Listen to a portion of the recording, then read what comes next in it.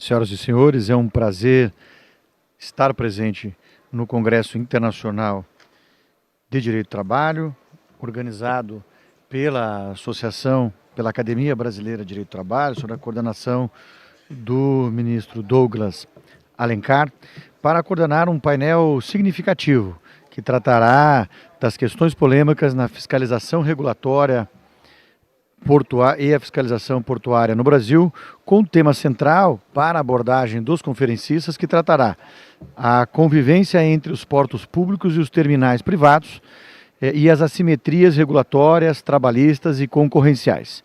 Fiscalização portuária, eficiência, abusos em segurança jurídica, questões ambientais e sustentabilidade na regulação portuária, relações de trabalho e segurança no ambiente portuário. O ciclo de desenvolvimento econômico do país passa obrigatoriamente por uma estabilização do modelo regulatório brasileiro, que nos últimos tempos, em nosso país, passa efetivamente por decisões da Suprema Corte Brasileira. Nós temos 7 grandes decisões da Suprema Corte Brasileira que estruturam o modelo regulatório como um todo em nosso Estado. E no setor portuário, nós ainda carecemos de uma certa estabilidade no processo de decisão, em especial considerando os inúmeros órgãos que participam deste modelo regulatório. Quiçá esta mesa nos permita compreender melhor esses desafios e que possamos sair daqui com possibilidades efetivas de um debate construtivo para um modelo regulatório com maior segurança jurídica em nosso país. Eu quero iniciar convidando para ocupar essa tribuna, convidando a formada em Direito pela Universidade Federal Fluminense, com MBA em Direito da Economia e da Empresa pela Fundação Getúlio Vargas e formação sênior executivo pela London Business School.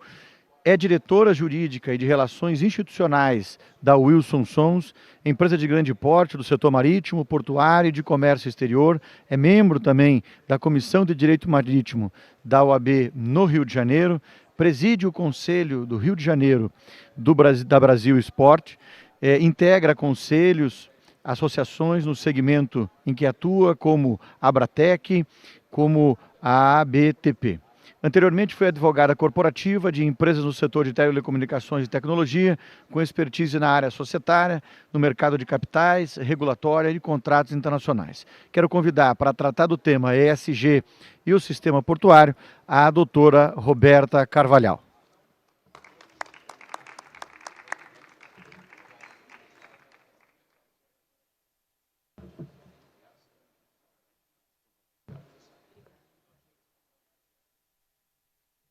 Me ajuda aqui, o passador é aqui. É só tocar aqui, aí eu acho que para passar Vamos lá. Vamos lá. Boa tarde a todos.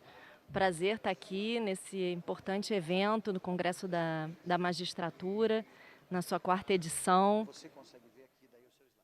Ah, tá bom. Obrigada. Eu estou sendo ouvida. A gente nunca sabe quando está aqui nesse esquema do fone, né? Então já é a minha 4ª vez aqui, né, a 3ª vez que eu participo do evento e a 2ª vez que eu participo como painelista. E é muito interessante porque congrega pessoas de diversas áreas, né, com interesse nos temas jurídicos trabalhistas, e a gente acaba tendo a oportunidade de pincelar um pouquinho de cada coisa, né? Então eu parabenizo os organizadores do evento, o ministro Caputo Bastos, ministro Douglas Alencar. Agradeço o convite também ao desembargador Celso Pio, que é um grande parceiro do setor portuário e que vem trazendo muita relevância da pauta portuária para o ambiente aí trabalhista. Tá, então, eu vou falar sobre ESG e o sistema portuário brasileiro. Não que o ESG seja uma questão polêmica, mas o ESG traz uma visão empresarial do setor, né? O tema, então, antes de mais nada, né, quem sou eu, né? Eu represento a Wilson Sons. A Wilson Sons é uma empresa que atua há quase 188 anos no setor portuário brasileiro. É uma das 4 empresas mais antigas do Brasil. E estamos aqui com uma pegada, uma presença nacional, né, em praticamente todos os portos do país. E a Wilson Sons, ela atua com terminais de contêineres. Essa foto que vocês veem aí é de um dos nossos terminais que fica no Rio Grande do Sul. Temos um outro terminal em Salvador. Temos centros logísticos. A logística internacional realizada pela Wilson Sons, ela é de embarcadores, ela faz a consolidação de carga nos navios. Nós temos uma frota de rebocadores, são 82 rebocadores em toda a costa brasileira, estaleiros, embarcações offshore. Enfim, acho importante contextualizar que a gente tem uma percepção abrangente de como é que funciona aí o setor portuário, o setor marítimo brasileiro em diversas vertentes. Né? E falar de ESG é um tema que é muito caro para a Wilson Sons, né? Para a empresa que eu atuo, está muito atrelado aos seus valores. E eu acho que não é uma questão muito exclusiva da Wilson Sons, porque, na verdade, grandes empresas, grandes corporações estão todas aí buscando suas certificações no segmento. Em ESG especificamente, né? Especialmente aí na área marítima, na área portuária, a questão ambiental é muito forte, então a questão da segurança do trabalho é muito forte, então é muito importante ter certificações nesse sentido. Eu queria só fazer um destaque com relação a que está mais abaixo, o selo de sustentabilidade do Ministério de Portos, porque essa certificação ela é muito recente. Né, o Ministério de Portos saiu com esse selo de sustentabilidade esse ano de 2025, é a primeira, e assim mostra como as nossas instituições estão dando importância, dando peso relevante ao tema da sustentabilidade. Então, essa certificação, estou fazendo a propaganda aqui do selo porque eu acho importantíssimo que mais empresas participem, e eu acho importantíssimo também que o setor do judiciário compreenda esse movimento empresarial em prol da sustentabilidade, que isso não é uma questão isolada, mas realmente um movimento. E que, inclusive, o próprio poder público tem promovido. Então, o ESG e sua relevância no ambiente de negócios. Acho que vale a pena comentar o conceito do ESG, porque o ESG, quando você fala de ESG, de sustentabilidade, naturalmente se puxa a questão para ambiental, né? Já pensa logo em descarbonização, em transição energética. A gente teve agora a COP30, né, com foco ambiental muito grande, mas o ESG ele é mais do que isso, né? E eu acho que o mais interessante dessa sigla, que ela veio mais recente, tratar, né, aí na última década, endereçar a questão da sustentabilidade, e o interessante é que ela consolida 3 vertentes fundamentais para a sobrevivência da espécie humana, até para a nossa sobrevivência como sociedade, como ela é hoje. Né? Então, o tema ambiental é a preservação do nosso planeta. Né? A gente tem que pensar aí nas nossas gerações atuais e futuras. Né? O tema social é a nossa sociedade, né? Nós seres humanos, né? Não adianta a gente privilegiar todas as questões econômicas sem olhar para o impacto que ela gera nas pessoas. Né? Hoje em dia isso é claríssimo, né? nem se põe mais em questão. E a questão da governança, que é a forma, trata da forma. Qual é a forma que as empresas, e o ESG ele é muito voltado para o setor empresarial, né? Então, qual é a forma que as empresas vão tratar o seu ambiente de gestão, o desenvolvimento dos seus negócios, para atingir os seus resultados e atingir os objetivos de ter um planeta melhor e ter uma sociedade melhor. Né? Então, eu acho muito interessante porque coloca em igualdade de visões os 3 pontos para não serem esquecidos.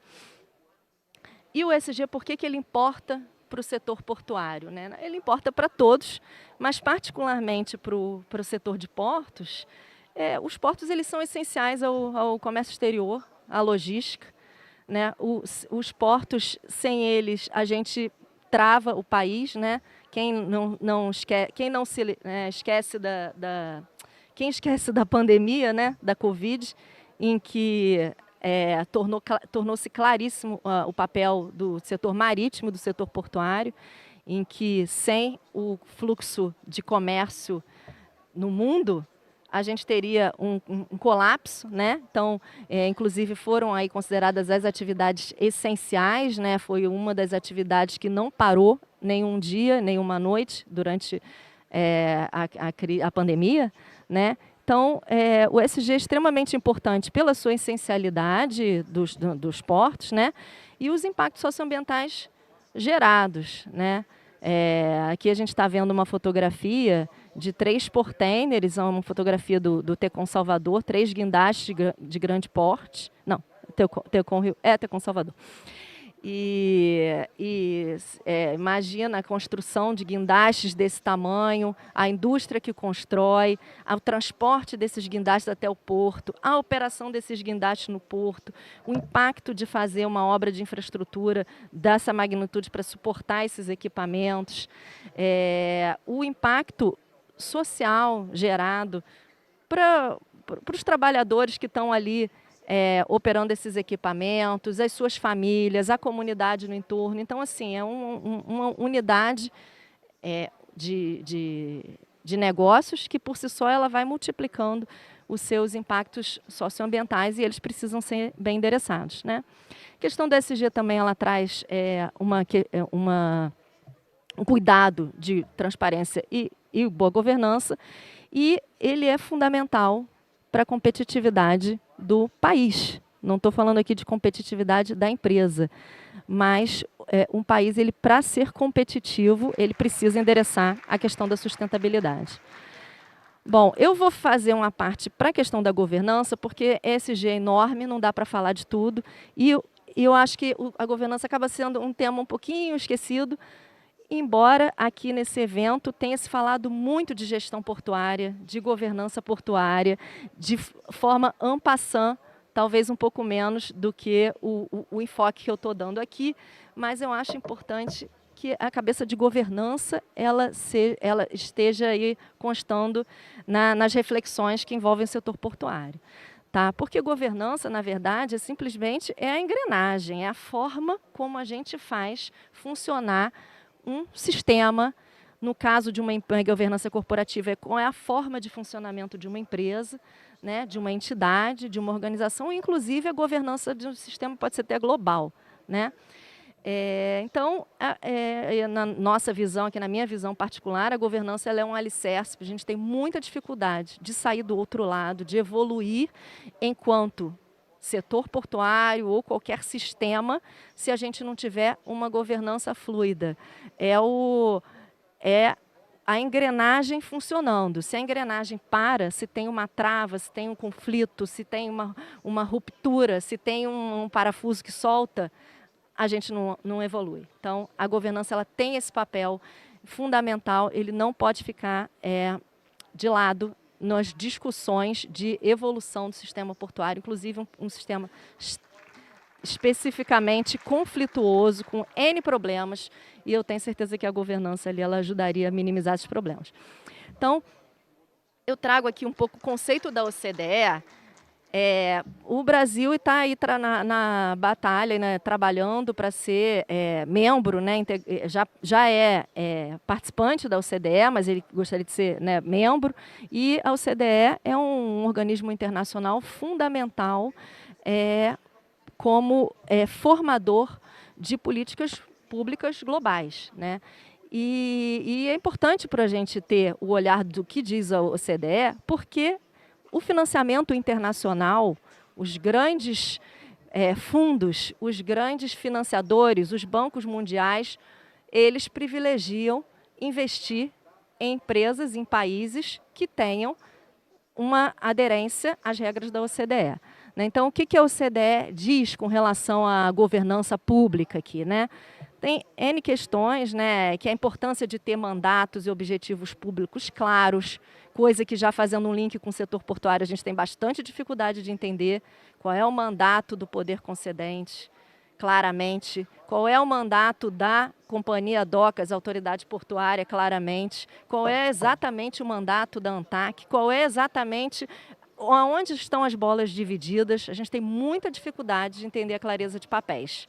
Cada hora surge uma mudancinha e a competência vai passando de um lado para o outro, né? Os objetivos públicos, qual é o objetivo público da exploração do porto, dos portos da margem equatorial, qual é o objetivo público da integração da malha ferroviária com o porto. São questões que precisam ser muito claras, e o que a gente vê hoje é que estão em plena discussão ainda, né? Não tem clareza de objetivos. O meu tempo, nossa, como o tempo voa aqui, né? Vai ser difícil chegar ao fim.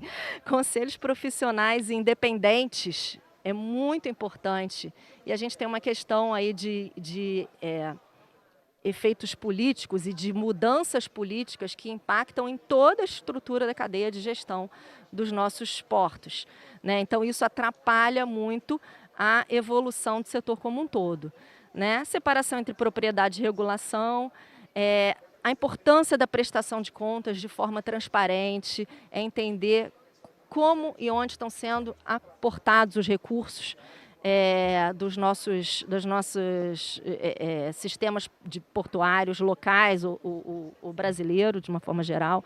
Então, assim, aplicar essas boas práticas de governança, elas são importantes para reduzir conflitos de interesse, tantos que a gente tem, né? A gente ter uma facilidade na formalização de contratos, ter KPIs, né, que são indicadores de performance público claros. Qual é o objetivo daquele determinado porto, o que ele vai gerar de ganho para a sociedade, entre outras questões aqui. E um outro enfoque aqui, mais local, que eu trago, que eu acho importante, é o IBGC. O IBGC é um think tank, que a gente chama, né, um instituto de estudos, tem 30 anos no Brasil, e hoje, quem não conhece o IBGC, né, o IBGC é o instituto que fala de governança corporativa no Brasil de forma geral.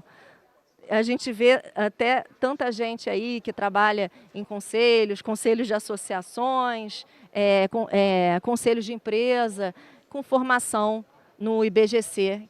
E o IBGC ele tem um foco muito grande na governança corporativa.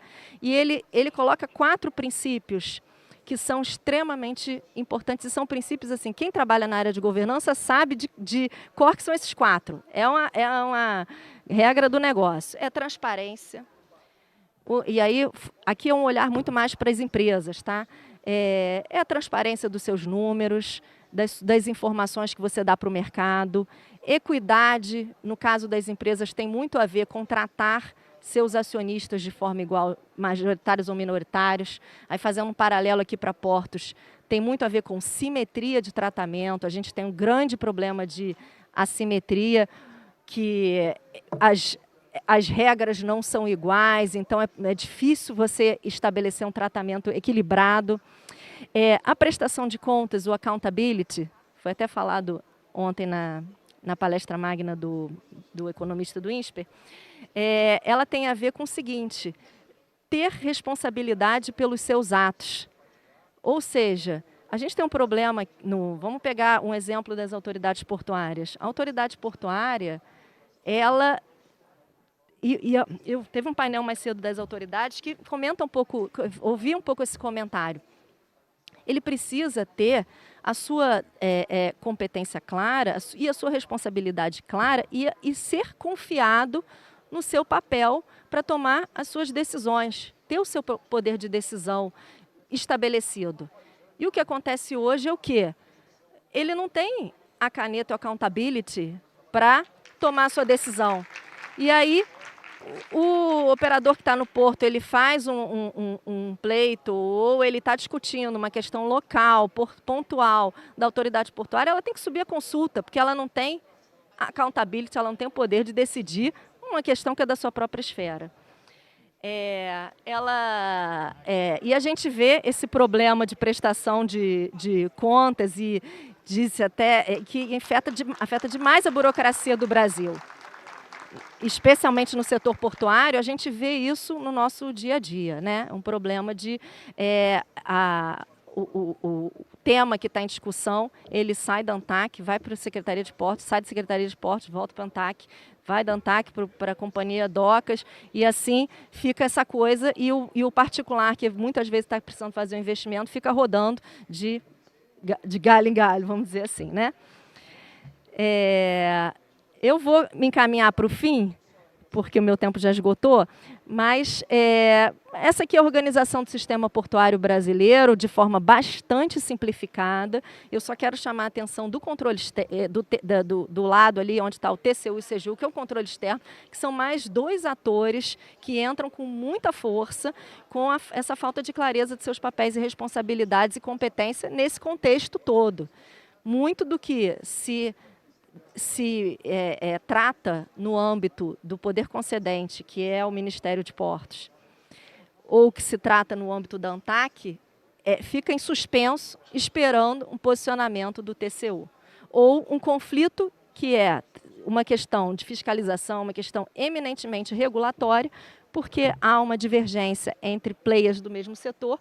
Os players se aproveitam, muitas vezes, dessa situação de excesso de reguladores e de administradores públicos e vai litigar no TCU, no CAD, vai mandar notificação para a AGU. Então, isso potencializa o nosso problema de gestão e governança do sistema como um todo. Tá? Sem falar da complexidade do nosso ecossistema portuário, aqui é muito mais para ilustrar que é complexo e mais um motivo para a gente ter uma governança clara e bem definida. Tá? O marco legal portuário já foi muito falado aqui. O meu único comentário aqui é que a gente precisa ter um olhar de governança nesse marco legal.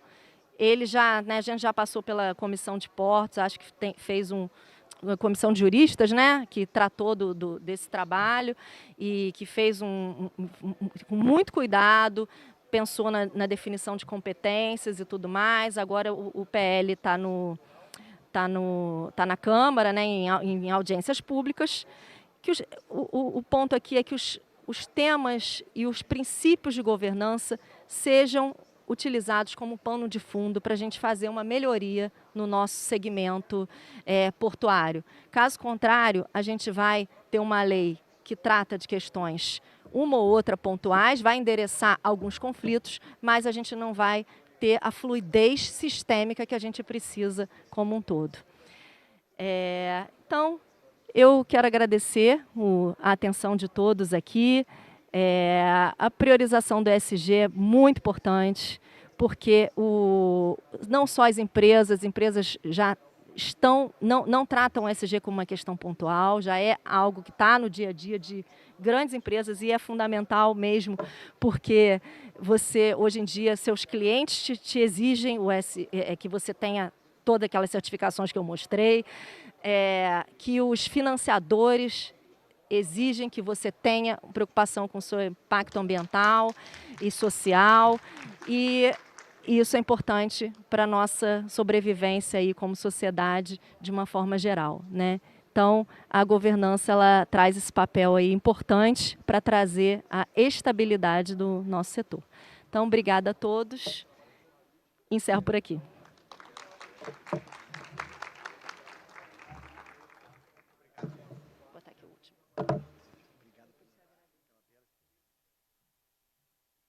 Queremos agradecer a brilhante exposição da doutora Roberta Carvalhal, que fez uma reflexão importante sobre a ESG e os impactos regulatórios no sistema de governança, que nos parece que efetivamente no setor portuário é extremamente relevante. E, de pronto, gostaria de convidar para ocupar essa tribuna, o diretor executivo da Abratec, Associação Brasileira de Terminais e Contêineres, entidade que representa os terminais de contêineres de todo o país, formado em administração de empresas pela Universidade Federal do Rio Grande do Sul, com MBA em finanças pela Fundação Getúlio Vargas, no Rio de Janeiro, possui mais de 30 anos de experiência no setor de transporte marítimo, tendo atuado como diretor de operações da empresa brasileira de navegação, a Transwol, por 25 anos e, posteriormente, como diretor de operações da Santos Brasil Participações, administradora dos terminais de contêineres da Tecon Santos, Tecon Imbituba, a Tecon Vila do Conde, onde permaneceu por 10 anos. Convido a ocupar essa tribuna o doutor Caio Morel.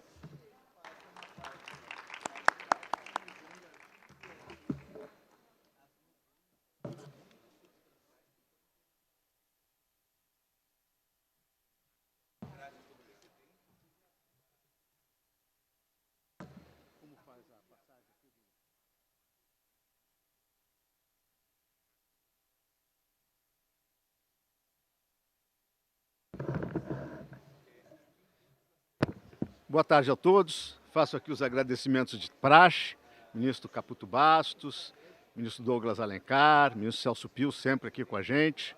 E saúdo aí os nossos colegas aí do setor portuário. Espero poder trazer aqui algumas ideias, algumas reflexões, né? O tema que eu fui, vamos dizer, agraciado é sobre a regulação portuária, eficiência, contradições e segurança jurídica. Eu vou aqui usar as ideias de vários personagens aí do nosso setor e começo lembrando aqui o que falou a doutora Roberta Carvalhal, né, das questões aí da grande interferência de vários setores da regulação nacional, vamos dizer, nas operações portuárias, principalmente no setor de contêineres, setor que está muito mais afeto à regulação pela sua grande interdependência com as comunidades. Os terminais de contêineres aí, eles têm uma gama enorme de clientes, eles servem ao comércio exterior e eles então têm uma interferência muito grande das agências reguladoras. Lembro aqui, para começar também, o nosso palestrante Fernando Schiller, que mostra a encruzilhada que está o Brasil hoje. O Brasil está perdendo produtividade e envelhecendo. Isso é uma situação muito complicada e nos deixa bastante preocupados. E a regulação, ela contribui muito para essa nossa perda de eficiência. Então eu começo aqui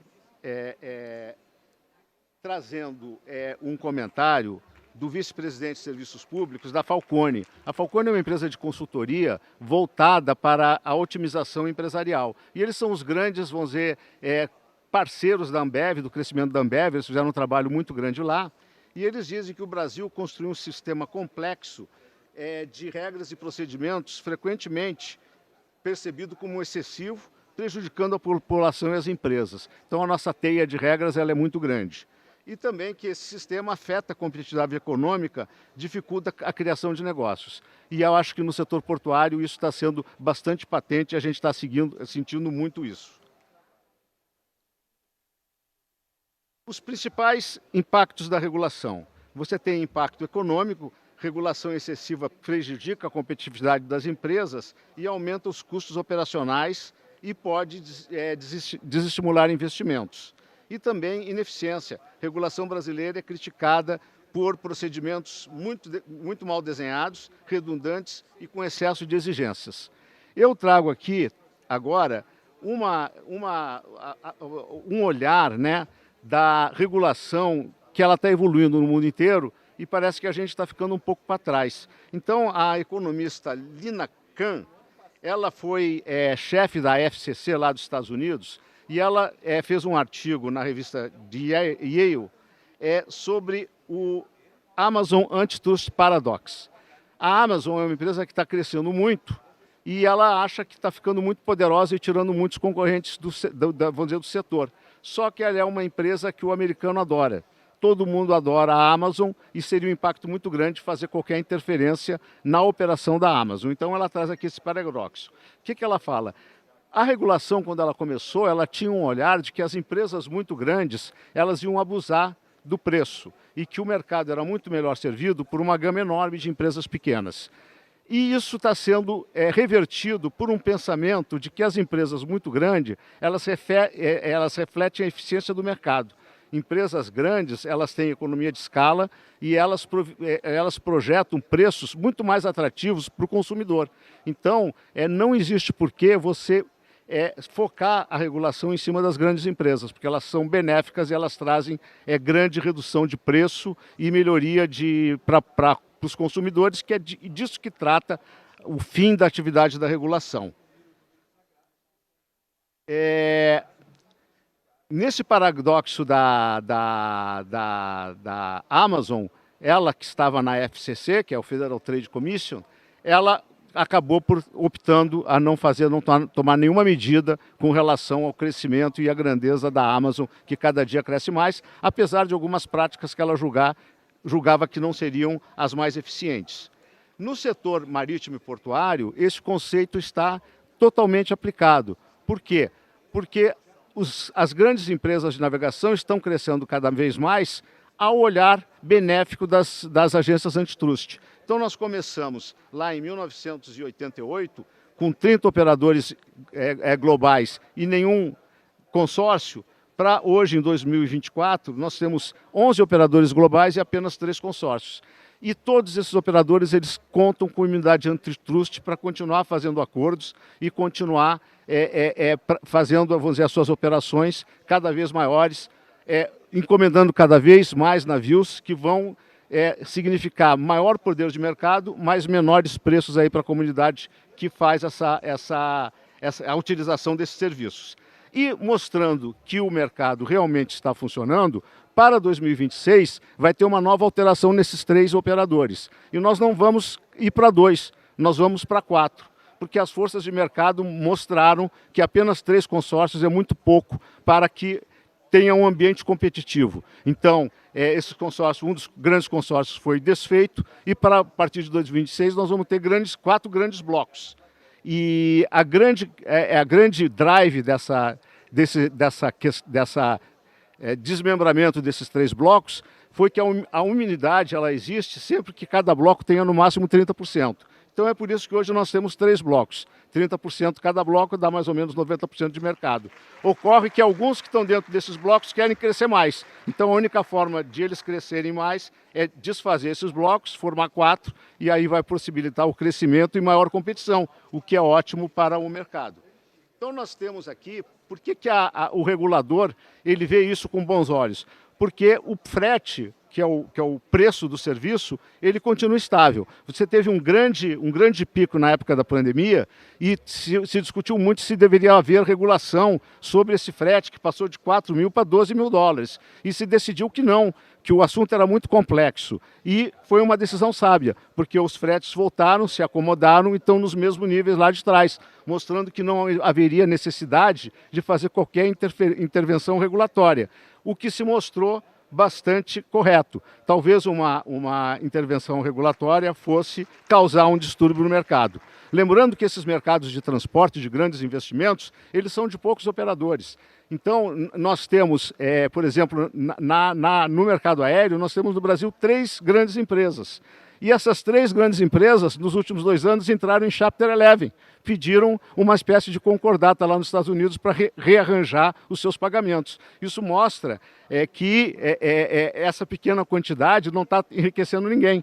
É um ambiente bastante competitivo que só comporta 3 grandes operadores.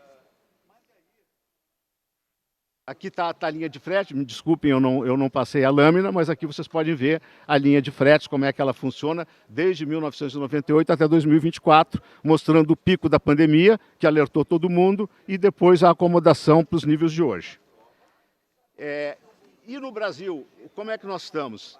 Nós estamos dentro da ótica de você tentar vamos dizer, combater os grandes consórcios, as grandes instalações. Recentemente saiu na semana passada saiu uma decisão da SEAI trazendo que os sistemas portuários são monopólios, que têm grande poder de mercado, que tem que ter preço teto, e esses sistemas, todos sabem, são altamente competitivos. Nós aqui no Brasil, a doutora Roberta já tinha mostrado um pouco isso, nós temos uma grande interferência das várias agências. Então você tem aqui a ANTAC com uma série de regras que entram direto na regulação econômica, tentando regular a formação de preços e a liberdade de preços dos terminais de contêineres. Você tem o TCU, interferindo, e aqui no quadro a gente mostra, né, que o TCU deveria ter um controle só sobre a ANTAQ, mas na verdade ele lança o controle diretamente no operador portuário, no terminal de container, trazendo grande conflito e divergência de posicionamento entre a ANTAQ e o TCU. Aí você tem outros atores, né? Você tem o CAD, que nunca esteve em conformidade com a ANTAQ até recentemente, né? Quando o ministro da Infraestrutura, Tarcísio, patrocinou um memorando de entendimento entre a ANTAQ e o CAD, mas infelizmente esse memorando de entendimento não está sendo muito prestigiado agora nessa nova gestão do Ministério de Portos e Aeroportos. Então você tem vamos dizer, uma tentativa de conciliação e que ela não foi levada adiante, e isso continua causando grande, vamos dizer, distúrbio vamos dizer, no sistema regulatório nacional. Você tem o Congresso com todas as suas leis, e aí você tem algumas coisas bastante discutíveis, né? Como o PL 2966, que tenta regular o THC no Brasil. Quer dizer, isso realmente é o cúmulo da regulação econômica. O THC é uma prática internacional que não é regulada em lugar nenhum, e aqui no Brasil vamos dizer, o Congresso está querendo fazer uma lei, né, que limite aí como é que esse THC deve ser formado e como é que ele deve ser cobrado. Você tem também a SEAI, né, recentemente lançou um estudo e ela sempre desalinhada com todo mundo, né? Eu vou mostrar aqui mais na frente que ela se desalinhou completamente do CAD, e eles deveriam trabalhar em harmonia, porque eles tratam de questões concorrenciais, né, e eles estão completamente desalinhados. E você tem ainda a Secretaria da Receita Federal, com as suas normas de inspeção não invasiva, e também vamos dizer, a outorga de portos secos, muitos deles outorgados dentro da área de influência do porto, que causa distúrbio no ambiente competitivo, sem que haja um planejamento para que isso venha a ocorrer.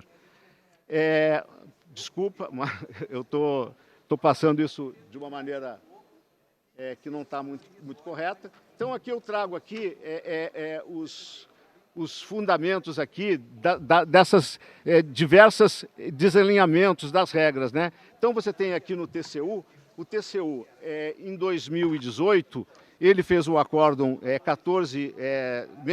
o acórdão 1704, na qual ele reconheceu que o SSE era uma prática legal, mas que deveria estar melhor fundamentado nas regras da ANTAQ, e pediu para a ANTAQ regulamentar esse SSE.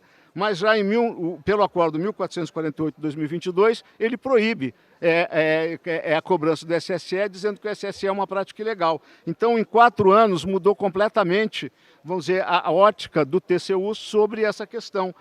O que mudou? Então, isso, obviamente, traz grande insegurança e obrigou a nossa associação, a Abratec, entrar com uma pedida de um mandato de segurança para que não valesse essa decisão do TCU. Esse mandato de segurança foi outorgado em primeira decisão monocrática, e a gente está aqui aguardando como é que vai ser o desfecho dessa questão. Logo com que o TCU largou a instrução dessa norma, aqui vocês vejam que a ANTAQ, que o CAD e o SEAI têm posições divergentes. O CAD considera o SSE como legítimo, e a SEAI faz todo um trabalho no mesmo ano dizendo que o SSE é completamente ilegítimo, trazendo aqui grande vamos dizer, desacordo entre dois órgãos que têm jurisdição sobre, vamos dizer, o nosso setor.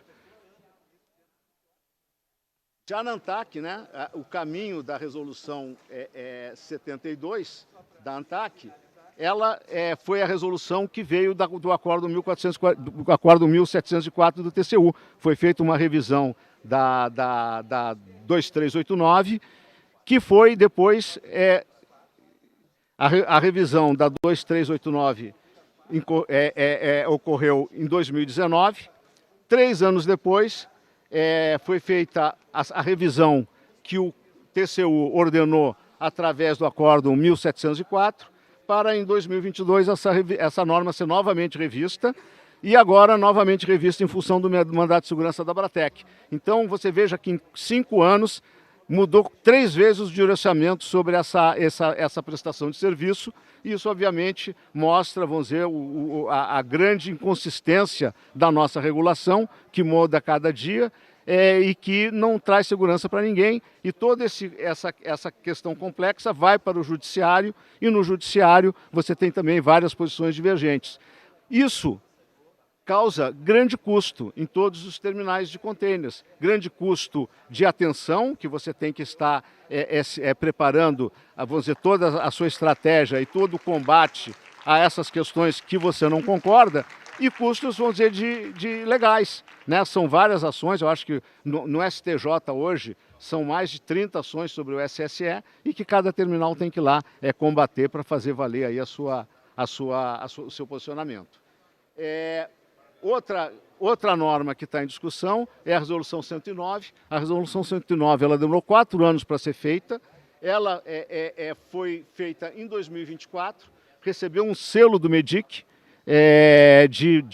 a melhor regulação do setor, vamos dizer, do Brasil no ano de 2022, e ela agora está sendo questionada e ela vai voltar para a prancheta para ter uma nova resolução apenas 2 anos depois. Quer dizer, realmente a questão no segmento dos terminais de contêineres está completamente exacerbada, e a gente precisa, que a nossa missão aqui é trazer essas considerações, porque a gente precisa que dê uma solução para essa questão.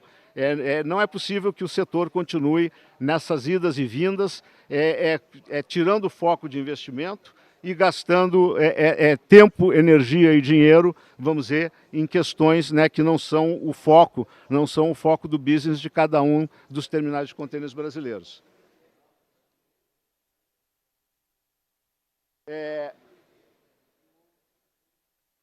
Eu acho que podemos terminar por aqui, o meu tempo se encerrou.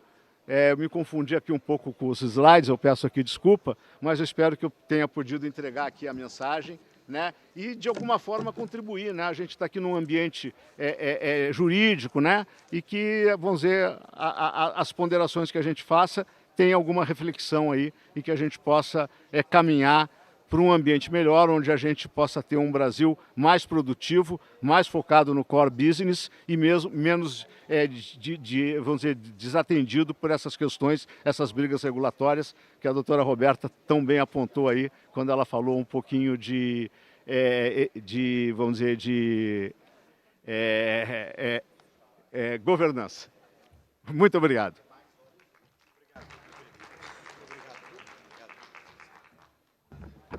Senhoras e senhores, eu quero agradecer a brilhante exposição, as 2 brilhantes exposições que tivemos, a doutora Roberta Carvalhal, que trabalhou sobre o tema ESG, o doutor Caio Morel, que trabalhou sobre fiscalização portuária, eficiências, contradições e inseguranças jurídicas.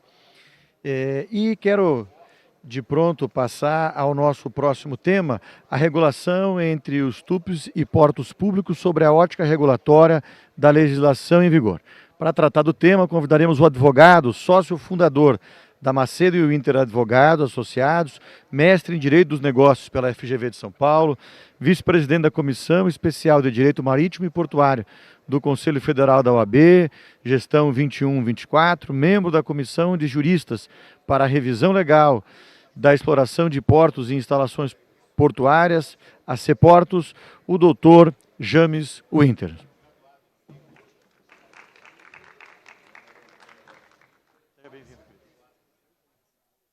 Consigo já a água, está aqui o teu passador.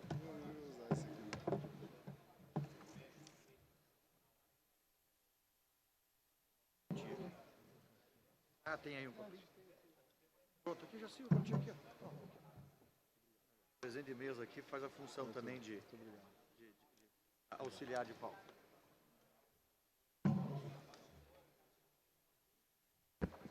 Boa tarde a todos.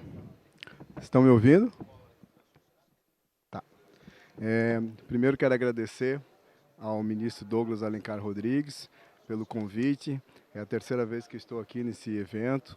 É um evento sensacional, um evento que traz grandes nomes, toda a magistratura nacional.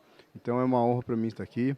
Agradeço também ao meu coordenador da CEPORTOS, desembargador Celso Pio, pela presença e pela parceria aí de sempre estar aqui também.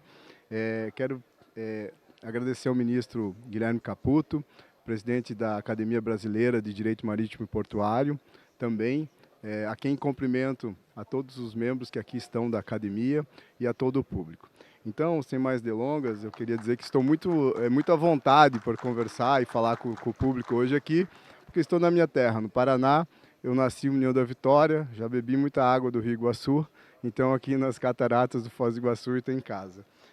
Mais especial ainda esse dia, que está aqui também a minha esposa, que veio me acompanhar, então gostaria de dar as boas-vindas para ela. É um prazer estar aqui com você, meu amor.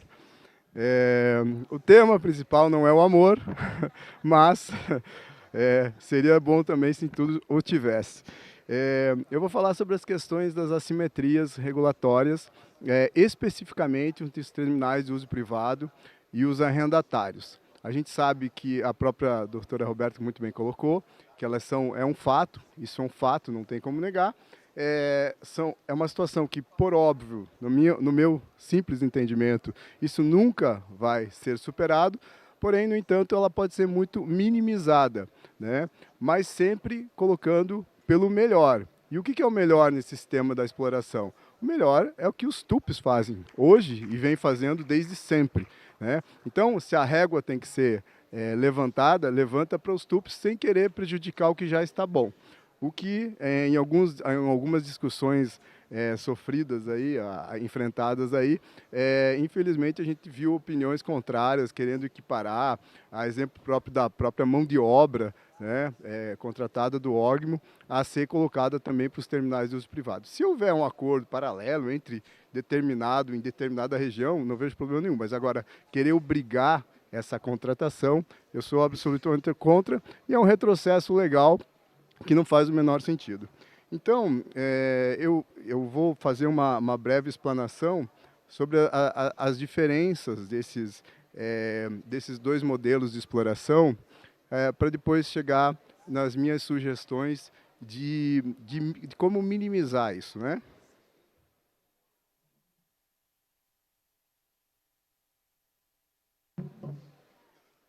Bom, os terminais de uso privado, os TUPs, eles ficam fora da poligonal do porto organizado. Ou seja, o investidor, por sua conta e risco, adquire ou tem a posse dessa área, ele investe com o seu dinheiro, com sua expertise nessa área, para explorar a atividade portuária a um determinado perfil de carga. Já o arrendatário, ele vai participar de um processo, vai existir um estudo prévio, um EVTE, VTEA, quer dizer, e nesse edital ele vai seguir as regras desse edital para poder explorar a atividade portuária dentro de uma área de um porto organizado, dentro de um terminal que fica dentro da poligonal do porto organizado. Como eu já disse, tem a questão da mão de obra, onde fora da poligonal é livre e dentro da poligonal ela é obrigatória, né? Nós temos a diferença dos modelos de contrato. O TUP, ele vai ter um contrato de adesão e vai ter uma autorização, uma outorga de autorização. Já, por outro lado, o arrendatário, ele vai ter um contrato de arrendamento e vai poder explorar essa atividade. Nós temos uma diferença também na questão do prazo dessa exploração. Atualmente, os TUPs são 25 anos renováveis por períodos sucessivos, desde que haja investimento, justificativa para isso. E do lado dos arrendatários nós temos 35 até 70, com renovações sucessivas até dar esse marco. Outro ponto que eu acho que faz nascer uma certa, existir essa assimetria, é a questão da forma como nasce cada um desses regimes, né? Nós temos lá o Plano Nacional de Logística Portuária, o PNLP, nós temos o Plano MERS e os PDZs dos portos organizados. Esses instrumentos são que dão luz ao Ministério dos Portos, ao poder concedente, para decidir, dentro das suas políticas públicas, em quais áreas eles vão permitir que essas áreas sejam exploradas pelo particular. Então, já nasce daí essa diferença, enquanto que no TUP, o empresário, o grupo, o investidor, vai localizar uma área e por si só vai investir nela. Outro ponto que é importante destacar aqui é a questão da forma e da vinculação desses dois diferentes modelos de exploração. No terminal privado, como o imóvel, toda a gestão já é privada, existe uma maior possibilidade e uma facilidade na gestão. Já a relação entre o arrendatário e a autoridade portuária, ela perpassa por essa gestão pública, uma gestão realmente mais amarrada, que, por outro lado, é extremamente necessário, visto que o particular está explorando a atividade dentro de um bem público, numa área pública. Então, isso por si só já faz uma grande diferença. Alguns pontos que eu entendo que, para minimizar essas diferenças, são as formas da administração da própria autoridade portuária. Ou seja, entendo que toda essa problemática ou essas dificuldades nascem da forma de gestão, como hoje, aqui no Brasil, são encaradas esses contratos de arrendamento e até mesmo das concessões, que não é o caso que eu vou entrar aqui. Mas, dentro desse cenário, as autoridades portuárias do Brasil, ao contrário de várias outras autoridades por mundo afora, que usam o modelo landlord para administrar os seus portos públicos, aqui no Brasil falta autonomia para essa autoridade portuária. A autoridade portuária, a partir da Lei 12.815, ela ficou muito dependente, esse poder ficou muito centralizado em Brasília. E o Brasil, do tamanho que nós temos, um tamanho continental, com mais de 8 mil quilômetros de costas, com diversas regiões diferentes uma da outra, com polos econômicos diferentes, com realidades completamente que são diferentes, nem sempre a mesma solução para um porto vai ser a solução para outro.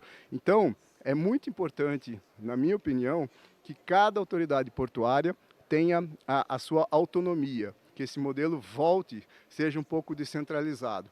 Como eu disse, que a 12.815 teve uma enorme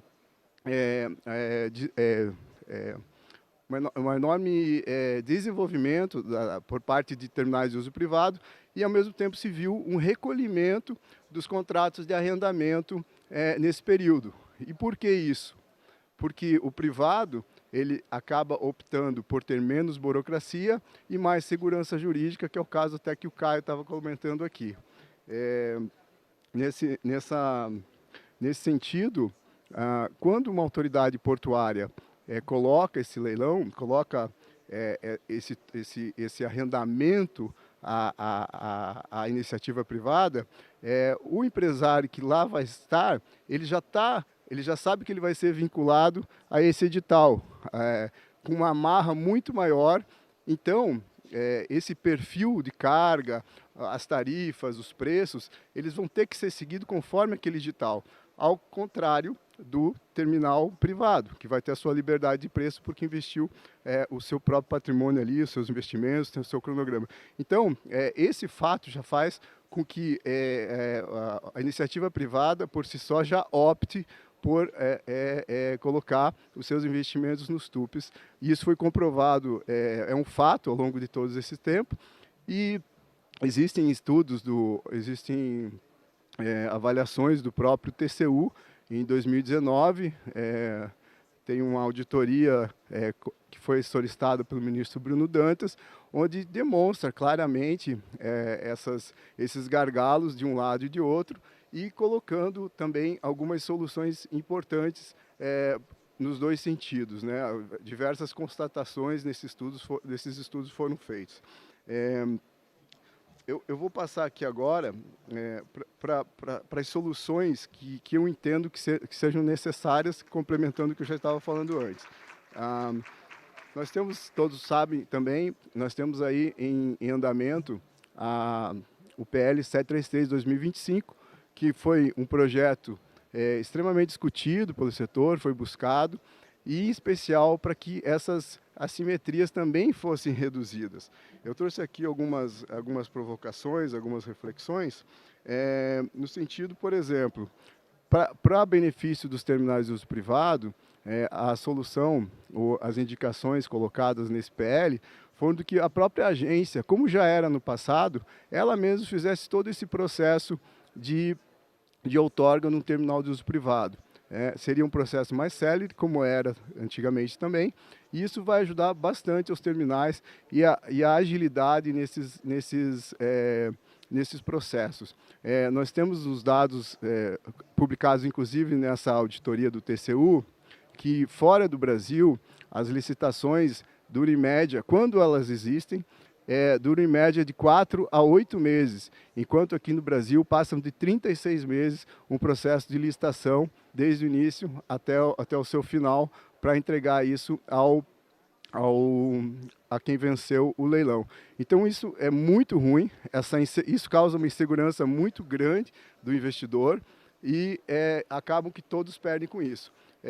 Além disso, como eu estava falando na questão da autonomia da autoridade portuária, se a autoridade portuária tem um PDZ atualizado, se ela traz isso rigorosamente dentro do porto organizado, com as áreas delimitadas, inclusive as áreas não operacionais, por que não permitir a ela executar, poder usar essas áreas de forma a atender o interesse público e também ao interesse do privado. Muitas vezes a gente sabe que existem cargas que são sazonais ou temporárias, e essas cargas muitas vezes não conseguem serem recebidas e armazenadas no porto, numa área onde não está sendo usada, justamente por toda essa burocracia que que existe e dificulta os negócios, os investimentos no nosso país.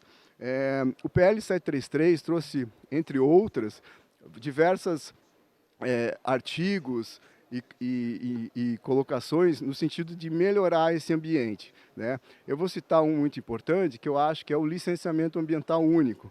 Por que que a autoridade portuária, com PDZ atualizado, ela não pode fazer um licenciamento ambiental único para todo o porto organizado? Então isso não faz o menor sentido, isso é custo, isso é dificuldade. A gente sabe que um dos grandes problemas aqui no Brasil realmente é essa questão do licenciamento ambiental. Então, o porto que tiver um licenciamento ambiental único, isso vai facilitar e muito. As questões aqui abordadas, inclusive pelo Caio e pela doutora Roberta, a interferência de órgãos externos, o projeto, o 733, trouxe que municípios e estados não devem nem legislar e nem controlar essas áreas e os processos envolvendo o porto organizado, porque isso já está vinculado à União, ao Ministério, ao ANTAC, talvez ao TCU, mas não os tribunais municipais ou estaduais. Quem trabalha defendendo a autoridade portuária, sabe dos diversos processos onde existem nessas licitações denúncias que vão ao TCU, que vão ao judiciário e às vezes vão no Tribunal de Contas Estadual. Então, isso se perde muito tempo, perde-se muito tempo com processos judiciais de situações que são extremamente importantes. A dispensa de pré-qualificação também do operador portuário. Por que um arrendatário que participou de um processo de arrendamento, cumpriu todos os requisitos de um edital de licitação, por que esse arrendatário ainda tem que ser pré-qualificado pela autoridade portuária? Isso são coisas que não faz sentido nenhum.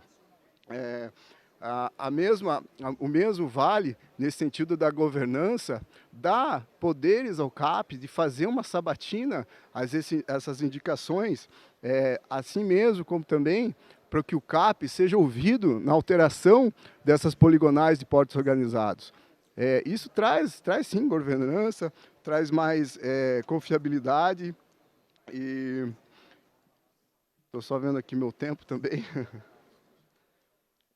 Então, o meu tempo infelizmente já está acabando, mas eu ainda quero colocar que um dos pontos também que eu acho extremamente importante, que está sendo trazido como um remédio para tentar minimizar essas assimetrias e dar mais segurança jurídica, é a questão quando se vence o prazo do arrendamento. A gente tem que pensar que a atividade portuária não é para amanhã, ela é a longo prazo. Então, vencer um contrato de arrendamento importante, deu o seu prazo, por que não renovar com aquela empresa que está performando adequadamente naquele porto organizado? Que existe toda uma comunidade, existe todo o comércio exterior por trás desse porto e que aquela empresa do nada vai ter que sair dali. Então, tanto a transição quanto a possibilidade de renovar mediante justificativas plausíveis, isso o PL está trazendo. E meu tempo acabou, falei muito rápido aqui.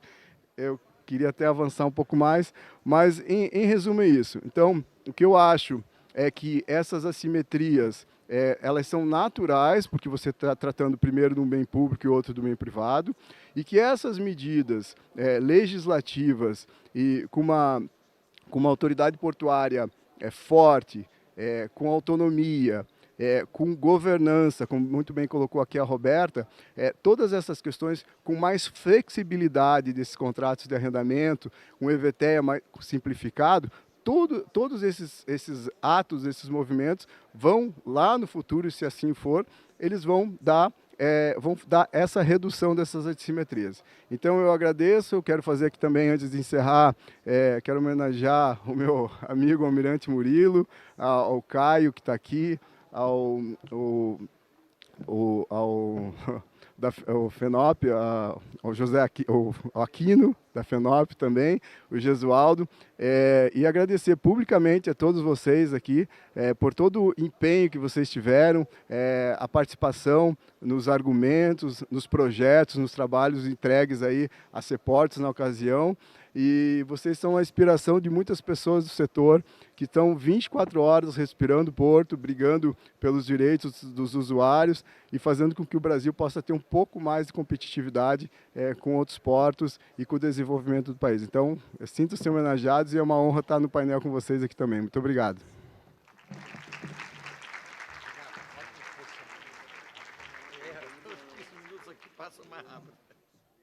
Fique à vontade. Senhoras e senhores, agradecendo a participação do Dr. James Winters pela bela exposição, classificando essa relação dos TUPs e dos portos públicos sobre a ótica regulatória, mostrando os desafios que precisamos enfrentar para que possamos ter maior segurança jurídica e melhor desenvolvimento econômico em nosso país. De pronto, eu chamo para tratar do tema o terminal autorizado e o estado regulador, competências, superposições e riscos, o diretor-presidente da Associação de Terminais de Portos Privados, ATP, desde a criação da entidade em 2013. Este serviu a Marinha do Brasil por 42 anos, tendo exercido os cargos, as funções de comandante naval da Amazônia Ocidental, comandante da corveta Nhaúma e comandante do navio patrulha fluvial Amapá. Também atuou como subchefe da Marinha na Casa Militar da Presidência da República e como assessor parlamentar no gabinete do Ministro da Marinha. Ao ser transferido para a reserva, no posto de vice-almirante, foi convidado a exercer o cargo de diretor da Agência Nacional dos Transportes Aquaviários, no período de 2006 a 2010. Após o mandato, passou a atuar como consultor na área, sendo posteriormente convidado para assumir a direção da presidência da ATP. Com isso, convido para subir a essa tribuna o doutor e almirante Murilo Barbosa.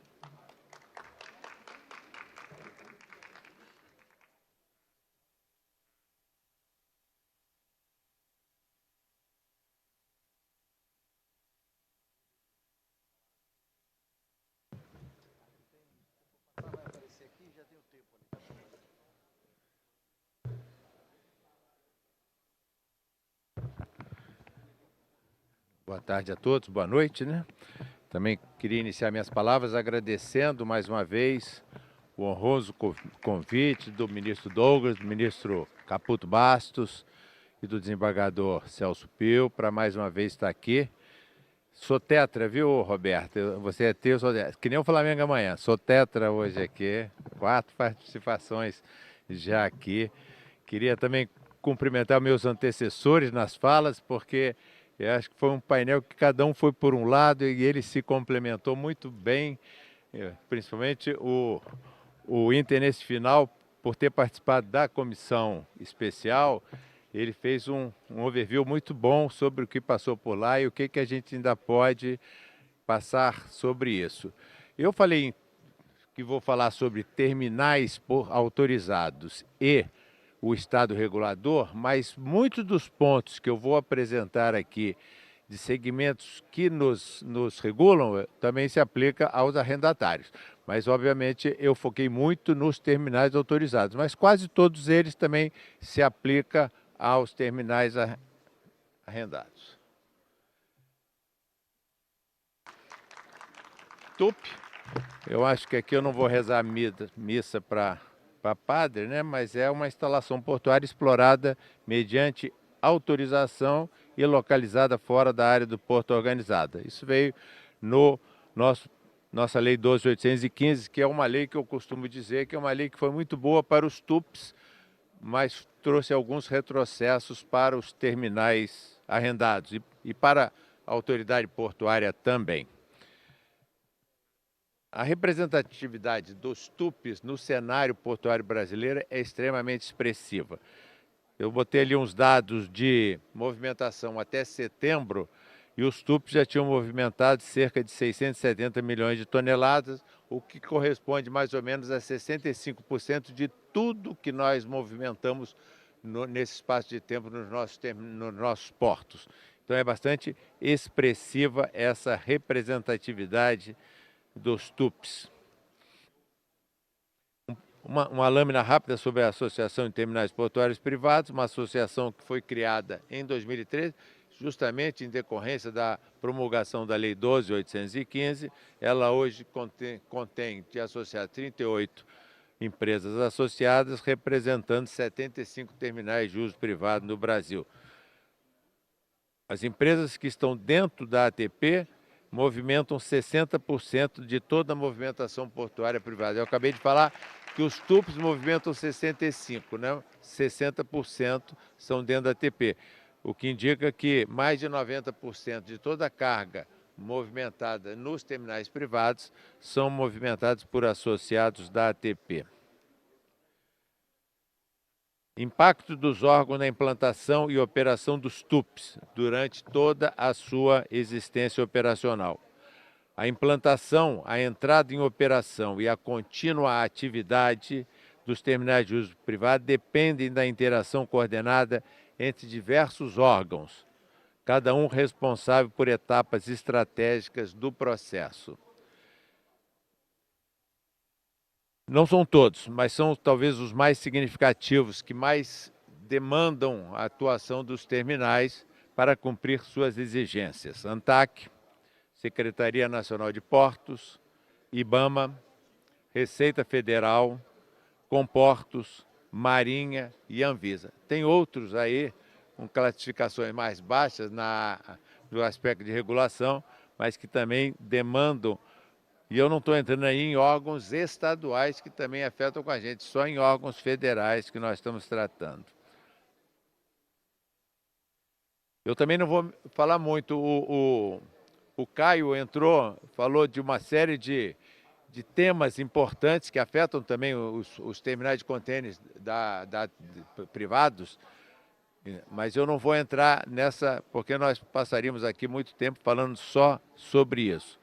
Mas eu vou trazer apenas um tema que é muito caro para a ATP discutir esse assunto, porque quando a Lei 12.815 ela chegou, ela veio com um propósito, está escrito tanto no texto dela quanto na parte de fundamentação da própria lei, de que ela veio para aumentar a competitividade. Aí, de repente, surge na ANTAQ um acórdão 499, inclusive esse acórdão contrariou um pouco a área técnica, que afirma na sua exposição de que não há nenhuma grande concorrência.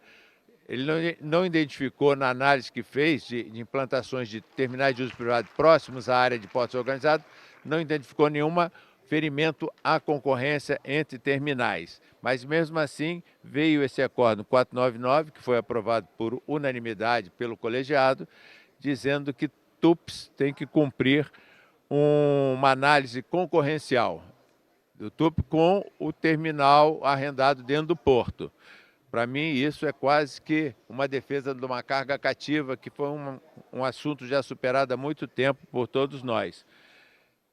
Isso nós entendemos e temos reagido muito a essa posição da ANTAQ, porque nós achamos que a liberdade concorrencial tem que preservar sempre isso, né? A Lei de Liberdade Econômica traz essa posição, a Constituição traz isso, e nós temos que preservar esse entendimento.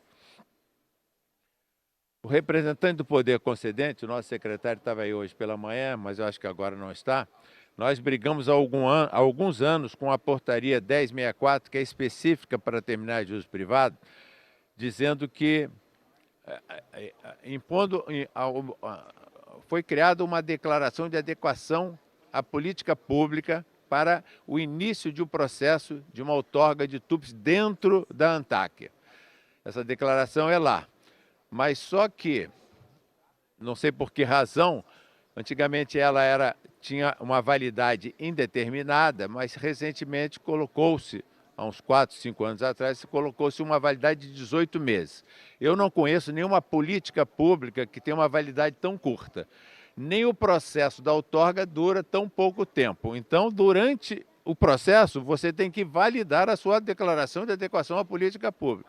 E mais surpreendente a isso, e aí o meu amigo Aquino forma comigo nisso aí, nós não temos uma política pública setorial portuária, que é uma coisa que, para a gente cumprir, se adequar a uma política pública, você tem que ter, no mínimo, a política pública para você entendê-la, né? IBAMA, eu ia falar com uma coisa aqui, mas eu tive que mudar um pouco, porque ontem, felizmente, a dragagem de manutenção foi derrubar o veto do presidente a isenção do licenciamento ambiental para dragagens de manutenção foi derrubado. Então, eu vou fixar no IBAMA apenas os longos prazos que nós temos para obter a licença trifásica, né? Prévia instalação e operação. Então, nós temos que, em algum momento, resolver isso. Essa nova lei, ela traz prazos, mas a gente sabe que cumprir prazos pelo poder público é muito difícil da gente exigir isso. Ele não vai cumprir e nós vamos continuar com esses prazos elevadíssimos para conseguir uma licença ambiental para iniciar efetivamente a sua operação, que é o famoso termo de liberação da operação que a ANTAQ nos fornece. A gente tem que ser rápido aqui, porque esse cronômetro anda mesmo rápido. Eu estava ali, todo mundo reclamando, eu falei, não, será que é assim mesmo? Mas é assim mesmo. Receita Federal. Aí, o tema que eu vou trazer, que interessa a todos nós, tanto arrendatários quanto terminais autorizados, é que a Receita não se considera um órgão regulador. Então, ela não se impõe uma análise de impacto da regulação. E isso é tremendamente ruim para todos nós. Há cerca de uns 3 anos atrás, 4 anos atrás, nós vivemos aí uma determinação de mudanças de requisitos, tanto das câmeras de vigilância e, pior do que isso, dos próprios scanners, né? Todo mundo teve que sair correndo, pegando novos scanners, quando os que estavam em operação estavam operando normalmente, mas em algum entendimento que foi feito dentro da Receita Federal, talvez por alguma reclamação de um país estrangeiro, dizendo que estavam passando ali algumas coisas que não deviam, foram feitas exigências. Tudo bem, mas por que não cumpriu um processo legal de fazer uma análise de impacto regulatório, ouvir a opinião da sociedade, todas nós nos manifestarmos antes deles efetivamente fazerem essa exigência? Isso deu muito problema para nós nessa controle aduaneiro e alfandegado. Comportos. Aí é muito mais uma questão entre o órgão central, que é a Comportos, que fez um trabalho brilhante de simplificação de todas as instruções normativas que existiam, concentrou tudo na 53, mas as Ceportos ainda têm entendimentos regionais, muitas vezes diversos, e ainda causa alguns conflitos que volta e meia nos obriga a tratar diretamente com a Comportos para tentar resolver alguns poucos problemas nessa área. A Comportos, eu entendo que é um problema, mas não é dos nossos maiores impactos. Marinha do Brasil. Aí eu vou falar até quanto à minha antiga casa. Minha casa, né? Vai ser minha casa a vida toda, que é a lei da praticagem. E a Marinha foi vencida nisso aqui. Por isso que eu posso falar com tranquilidade da Marinha, porque ela foi vencida num projeto de lei que foi trazido assodadamente há uns 3 anos atrás, dentro do Senado. Nós estávamos fazendo tratativas muito grandes lá dentro para tornar a praticagem sob uma regulação econômica, já que é um monopólio, e no final das contas atabalhoadamente, nós fomos envolvidos por um projeto de lei que nós tivemos muito pouca espaço para negociação dentro do Congresso, porque foi um projeto que iniciou no Senado e não saiu da mesa da Câmara. Então, nós não tivemos nem como discutir internamente dentro das comissões da Câmara vários projetos que tem. E qual é a polêmica disso daí? Ele impõe um rodízio único obrigatório, mas não impõe uma regulação econômica como é feito no mundo inteiro. O mundo inteiro tem, com algumas exceções, tem o rodízio único, que é uma maneira que as autoridades entendem que é a melhor maneira da prestação de serviço. Tudo bem, mas sem regulação econômica, isso vira uma liberdade de preço para quem detém o monopólio daquela situação. E isso, eu tenho quase certeza de afirmar que o Brasil tem as maiores taxas pelo serviço praticados e cobrados no mundo inteiro. Uma outra coisa da Marinha que a gente tem que falar, porque os TUPs, eles às vezes eles são semelhantes, são arrendamento, mas em algumas situações eles são autoridade portuária. Então a parte de navegabilidade, segurança da navegação no seu entorno, quando eles estão fora de uma área de influência de um porto organizado, é tudo feito por eles.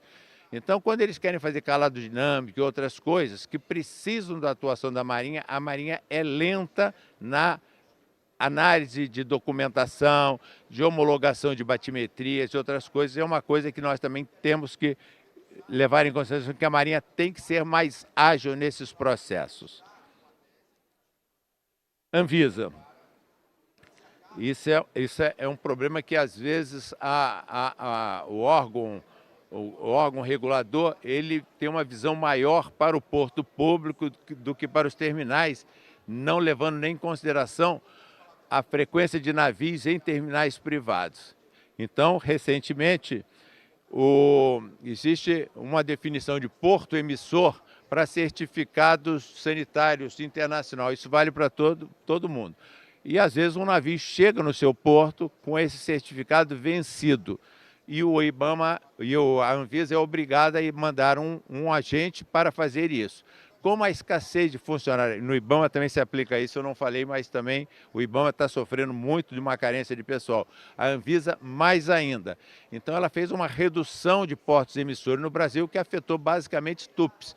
E isso é extremamente prejudicial, porque o navio tem que sair de lá e é um porto público, pegar o certificado e voltar lá para atracar. Vocês imaginam, vocês que trabalham nisso, o custo logístico envolvido nessa simples desatracação, pegar o certificado, ser inspecionado num porto público e retornar lá.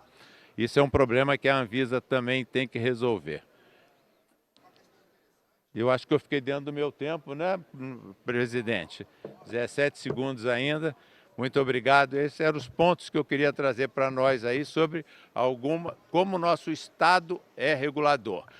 Tudo bem que seja regulador, mas se ele fizer essa regulação dentro de prazos razoáveis, né, trabalhando em prol de ser favorável ao empresariado, no sentido de ser o mais rápido possível, nós precisamos disso, mas não é o que acontece nem no IBAMA, nem na Marinha, nem em outros órgãos aí. Muito obrigado pela paciência de vocês. Muito obrigado.